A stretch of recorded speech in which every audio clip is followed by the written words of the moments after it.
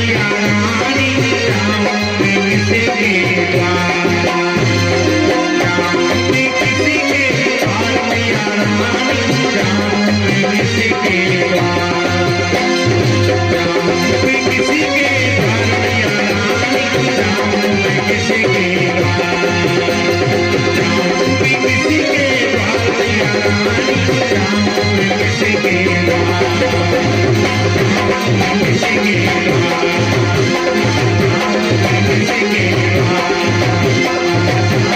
जाऊंगी किसके द्वार, बोलिए दुर्गा मैया की, बोलो सिद्धेश्वरी मैया की जय। अब हम सबको अक्रम प्रसंग की ओर चलना है। उसके पहले पूछ लेंगे समझ में आ रहे हैं कि नहीं आ रहे हैं प्रसंग, कि हम कहते जा रहे हैं, हम अपने जन्मे जय को सुनाते जा रहे हैं, जन्मे जय महाराज को। क्योंकि समझते जाना और समझाते भी जाना, बताते जाना सभी को आपस में समझ आ रहा कि नहीं। समझ नहीं आएगा तो दूसरे तरीके से भी क्रिया बनाई जाएगी क्रमबद्ध, तो क्योंकि देवी भागवत श्लोकों के माध्यम से ही चलती है,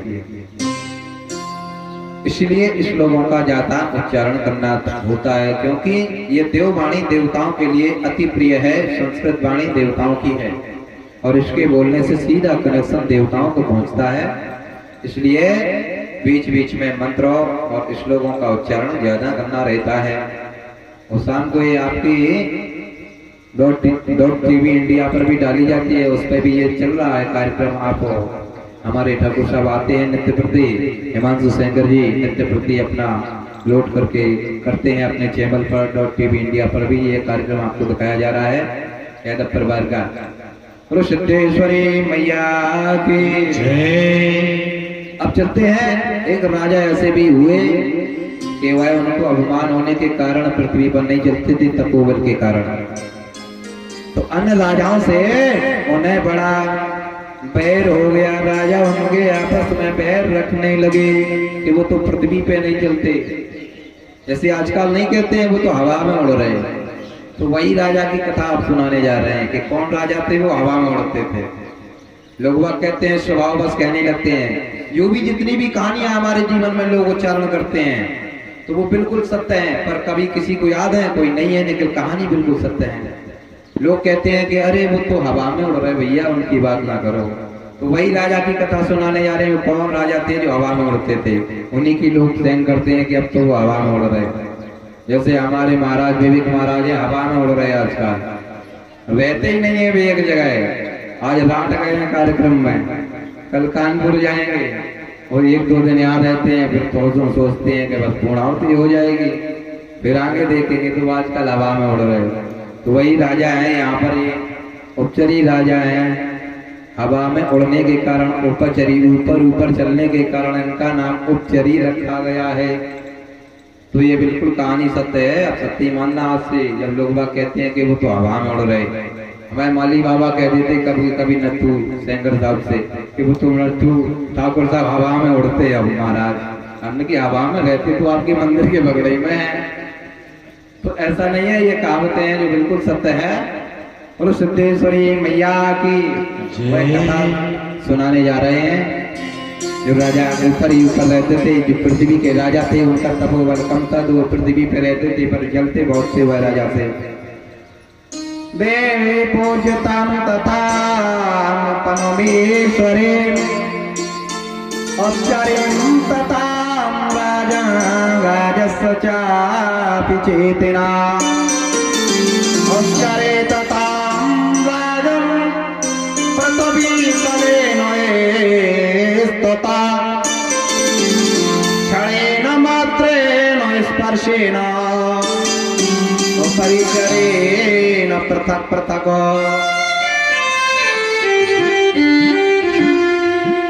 एक राजा उपचरी थे, वह पृथ्वी पर ब्राह्मणों का बहुत मान सम्मान करते थे, ब्राह्मणों को बहुत भोजन कराते थे और बहुत से यज्ञ किए। माता भगवती के यज्ञ करने के कारण माता भगवती ने एक विमान दे दिया और विमान देने के बाद कहा इस विमान बेटा यह आपके लिए है राजन, इस विमान से जो आप कहोगे वही यह कार्य करेगा, और जाओ संसार में आप इसमें है जहाँ भी चाहो वहाँ घूम सकते हो इस विमान में बैठ करके। उसी समय राजा अपने रानी के पास आते हैं और रानी से संपूर्ण बात बताते हैं। कहा इस यज्ञ में माता भगवती प्रकट हुई है, वह माता भगवती ने यह में वरदान स्वरूप हुआ है, विमान दिया हुआ है, और वह विमान जाकर के शब्दों के उच्चारण से भी चलने वाला, शक्ति के उच्चारण से भी चलने वाला, और कहने पर भी रुकने वाला था। तो वह राजा ने जैसे ही यह बात बताई उसी समय रानी बड़ी प्रसन्न हो जाती है। रानी जब प्रसन्न होती है तो रानी ने सुबह और उन रानियों को, दासियों को, सभी को बताया हुआ है बात, संपूर्ण धीमे धीमे पूरे विश्व में फैल जाती है। कुछ समय बाद तो सभी लोग दर्शन करने के लिए आते हैं। दर्शन करने के बाद राजा उसी समय विमान में बैठ जाते हैं और विमान में बैठ करके आदेश देते हैं, कहते हैं वाराणस्याम विशालाक्षी, वाराणसी की ओर चलिए। बनारस की ओर विमान बढ़ने लगता है। राजा उसमें विमान में बैठे हुए बस माता भगवती का ध्यान करते हैं और कोई काम नहीं। उसके बाद वो गंगा की ओर बढ़ते हैं, यमुना की ओर बढ़ते हैं। वह विमान प्रयाग की ओर, संगम की ओर बढ़ते हैं। संगम में उन्होंने क्या देखा, ऊपर संगम के मध्य में खड़े हुए अपने विमान को स्थिर कर लिया, और विमान में स्थित करके ऊपर से देखा कि आज सभी भक्त यहाँ स्नान कर रहे हैं संगम में, और स्नान करने के बाद क्या कृत्य होगा, माता भगवती का ध्यान करते हैं। तो माता भगवती कह रही है यह सब स्नान नहीं कर रहे हैं, केवल शरीर धो रहे हैं। कहा ये कैसे, बोले बिल्कुल पता है, इसमें सेवक केवल 1, 2, 3 प्राणी होंगे जो स्नान के रूप से आए हैं। कहा ऐसे कैसे हो सकता है। माता भगवती ने कहा हम अभी परीक्षा कराते हैं। माता भगवती एक सुंदर रूप देखते देखते और तत्काल बुढ़िया बन जाती हैं, और बुढ़िया बन जाती है। बुढ़िया बनने के बाद कहा उच्चरी राजा आप देखते रहना, हम ये कृत्य कर रहे हैं, वह कृत्य को देखिएगा, केवल उसके बाद उत्तर आपको मिल जाएगा। कहा ठीक है। उसी संदर्भ पर सैकड़ों श्रद्धालु आए, सभी ने स्नान किए, कोई पूजन कर रहा है, कोई रुद्राभिषेक कर रहा है, कोई पूजा सामग्री का सामान ले रहा है, कोई जयकारा लगा रहा है संगम में, मेले में। और वह बुढ़िया के रूप में माता महालक्ष्मी वहीं पर बन जाती हैं, और बुढ़िया बनकर के संगम के थोड़े दूर चलने पर एक पैर वहीं संगम में धंस जाता है नीचे को, और माता ने पुनः दूसरा रूप बनाया, उनके शरीर से कोड़ चूने लगता है, और वह बुढ़िया कहने लगती है कि हमें कोई ऐसा संगम से निकाल दो, हम डूबे जा रहे हैं, हम डूबे जा रहे हैं, और मेरे शरीर से कोड़ चू रहा है, मुझे बड़ा कष्ट हो रहा है। अनेकानेक श्रद्धालुओं से कहा कि हमें कोई निकाल दो, हमें कोई निकाल दो। कुछ लोगों श्रद्धालुओं के मन में, हृदय में विश्वास था, उन्होंने कहा अभी निकाल देते हैं। पर श्रद्धालुओं के साथ में भी कुछ दुष्ट आत्माएं होती जाती हैं स्नान के लिए। वह कहती हैं क्या चक्कर में पड़े हो। वह आत्माएं बुढ़िया को निकालते रहेंगे तब तक मेला निकल जाएगा, ये लोग स्नान कर लेंगे, जब तक ये लोग चले जाएंगे। अरे छोड़ो चक्कर, पता नहीं कौन सी बुढ़िया क्या होगी, मर जाने दो। ऐसे श्रद्धालुओं से उच्चारण करते हुए वह नहीं निकालते हैं। सुबह से शाम होने को उन बुढ़िया ने सभी से कहा मुझे निकाल दो, हम डूबने जा रहे हैं और मेरा पैर फिसल गया है, हमें जरा सहारा दे दो, हम बाहर आ जाएंगे संगम से। किसी ने नहीं सुना, सायंकाल होने वाला था और उपचरी राजा यह कृत्य पूरा संगम के ऊपर खड़े हुए देख रहे थे। उसी समय एक बालक आया और उस बालक ने बुढ़िया को देखा कि शरीर से कोड़ चू रहा है और शरीर से कोड़ चूरा हो रहा है। बुढ़िया आवाज कर रही है, हमें निकालो, हमें निकालो। उसी समय वह बालक बुढ़िया के पास पहुंच जाता है, बूढ़ी माँ के पास। कहा, माता जी आप हमारा सहारा ले लो, हम आपको निकाल देते हैं। कहा, ठीक है, हम सहारा दो। उसी समय वह बुढ़िया कहती है कि अरे मेरे शरीर से कोड़ चू रहा है, क्यों आपके लग जाएगा बेटा, तुम्हारी जवानी है अभी और पूरा शरीर खराब हो जाएगा। कहा, माता जी अगर आपने मुझे पुत्र बोला है तो आप मेरी माँ हुई और माँ को छूने में व माँ को ही सेवा करने में कोई दोष नहीं है, इसलिए हम आपको निकाल करके ही रहेंगे। उसी समय वह बालक शरीर से पतला दुबला हाथ लगाता है, पर वहाँ बुढ़िया नीचे को खिसकती जा रही है, जल में पूरी ताकत लगा देता है। जब समझ लिया वह बुढ़िया ने कि यहाँ पर यह बालक की अब ताकत समाप्त होने जा रही है, उसी समय वह अपने रूप में महालक्ष्मी आ जाती हैं। कहती हैं, बेटा वरदान मांग लीजिए। उसी समय वह बालक चकित हो जाता है और देख करके वह चरणों में पड़ जाता है कि आप तो महालक्ष्मी दिखाई दे रही हो, आपको तो विष्णु के पास रहना चाहिए, आप यहाँ कहाँ माता जी? कहा, अरे कुछ नहीं, हम बस आपकी परीक्षा के लिए आए थे कि आप मेरे भक्त हो या नहीं हो, इतना कहकर के वरदान मांग लो। कहा, हमें कोई माता जी वरदान नहीं चाहिए, ना ही धन दौलत चाहिए, बस आपके चरणों में हमारा हमेशा प्रेम बना रहे, इतना चाहिए। उतना आशीर्वाद दे करके माता भगवती अंतर ध्यान हो जाती हैं और उसी राजा उपचरी के रथ में बैठ जाती हैं, विमान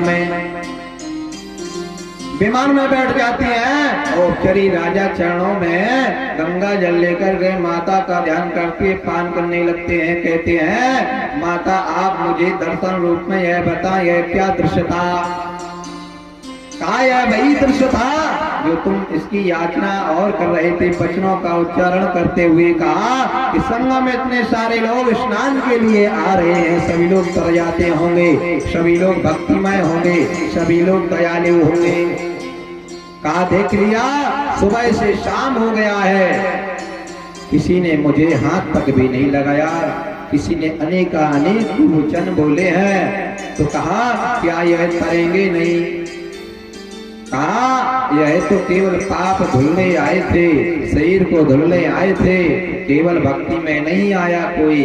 केवल सुबह से शाम तक एक बालक नहाने आया था जिसने यह हमारी बात को सुना है।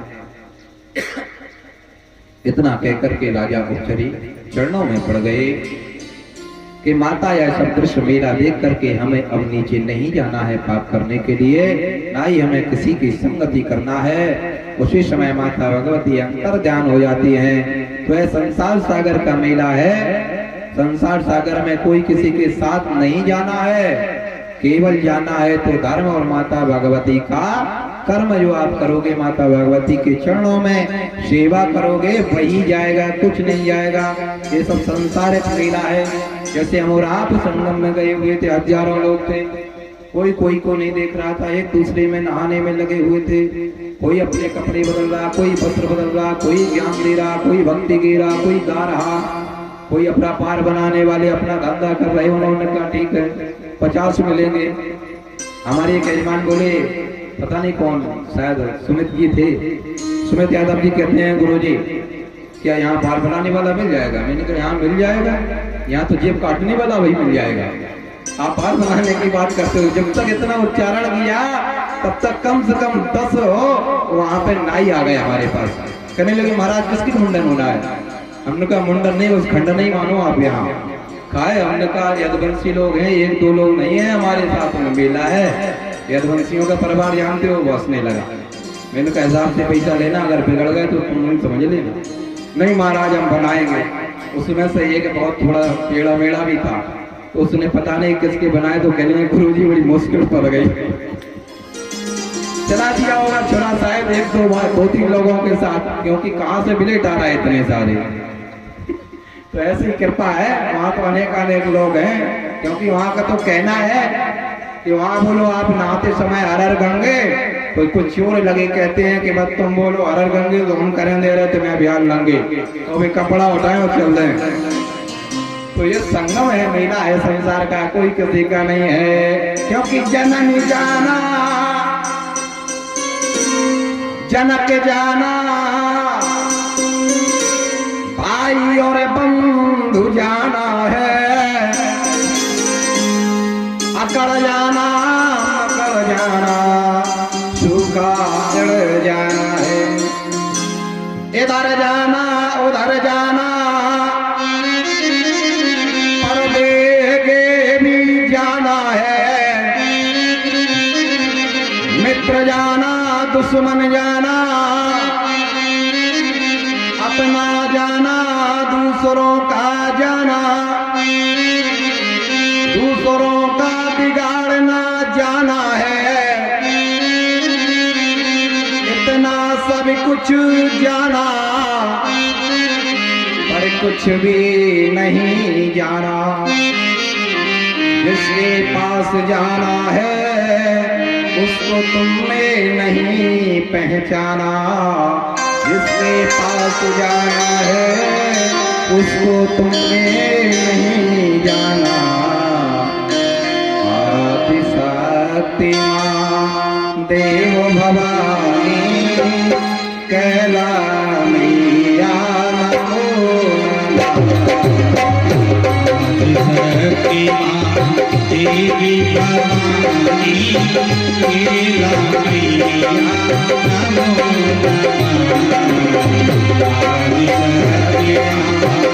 देव भवानी चामुंडा मैया नमो शक्ति मां देवी भवानी वैष्णव मैया नमो शक्ति मां देवी भवानी कैला मैया